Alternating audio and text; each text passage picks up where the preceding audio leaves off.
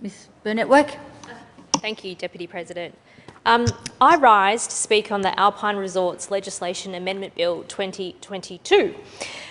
This bill intends to establish Alpine Resorts Victoria as the entity responsible for managing Victoria's 6 alpine resorts, which include Mount Buller, Mount Stirling, Lake Mountain, Mount Baw Baw, Falls Creek and Mount Hotham. To do this, the bill will abolish the current various boards of the respective mountains. Now, Eastern Victoria region is home to the beautiful Mount Baw Baw. It is something that we are very proud of in the east. Mount Baw Baw is tucked away among the Great Dividing Range, and as the closest downhill ski resort to Melbourne, it is always bustling with tourists, skiers and snowboarders throughout the snow season. This state is blessed with many beautiful alpine regions and their respective resorts. It is no secret how important these destinations are to our Victorian economy. They attract millions and contribute over $1 billion to our economy. In 2019, the Southern Alpine Management's Board annual report detailed Baw Baw and Lake Mountain generated more than $157 million for the visitor economy. But the value of these alpine destinations is so much more than just monetary. They are the places where children see snow for the first time. Indeed, it was where I saw snow for the first time. They provide a lifetime of memories for families who hit the slopes every year. They are the places our Olympians first learned to ski and snowboard, and they are of historical and cultural significance to Indigenous Australians. These resorts are important to all of us in different ways, and that is because each mountain is vastly different. One of the first concerns I had when reading this bill was that all mountains would be lumped under the one umbrella without their individual differences and needs considered. I am glad to see the inclusion of Section 6A, which vows to recognise the unique environmental, social, cultural and economic characteristics of each mountain, and I sincerely hope this follows through with funding decisions. This legislation is silent on how funding will work under this new model. Mount Baw Baw is smaller in size than some of the largest destinations such as Mount Buller and Falls Creek. The stakeholders in the smaller mountains, like Mount Baw Baw, need to be assured that the big players are not going to be the focus of all the funding.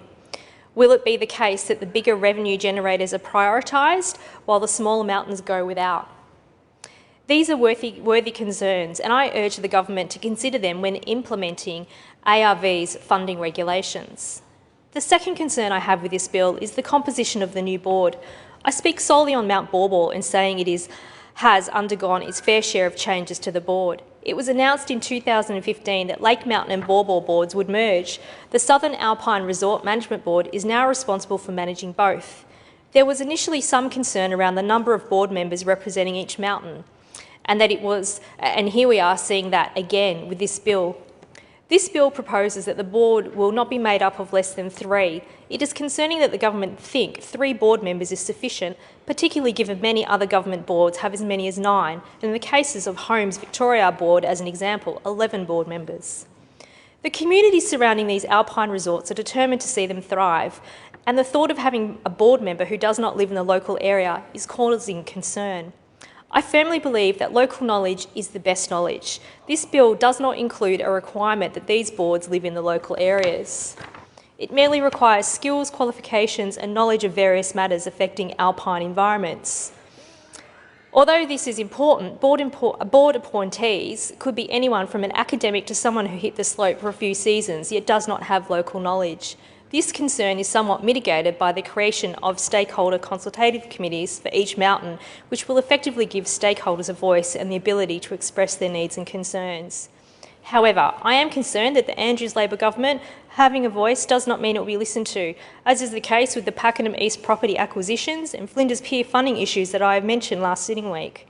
I believe these stakeholder consultative committees are absolutely key to keeping the mountains functioning in a way that best suits their individual characteristics, and I urge the government to listen and act on the information gained through these committees.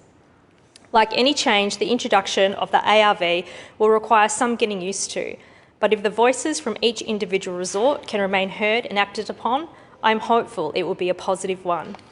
Just one more thing before finishing. I just want to also reiterate and commend what my colleague Ms Melina Bath said earlier about the South Face Road and the sealing of it. If this road is sealed, it will have great economic impacts upon the local communities, including Rawson, Erica and down through Moe.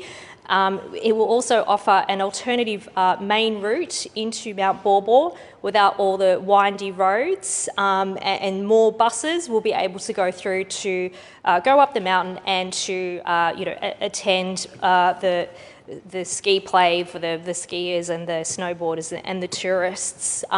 So in regards to the economic impact, positive impact on that regard, there will be able to see more ski hire, chain hire along those small towns from Moe leading up to Mount Baw. Finally, I would like to thank all past and present board members for their service in the Alpine Resorts. And yes, I also commend this bill to the House. Thank you.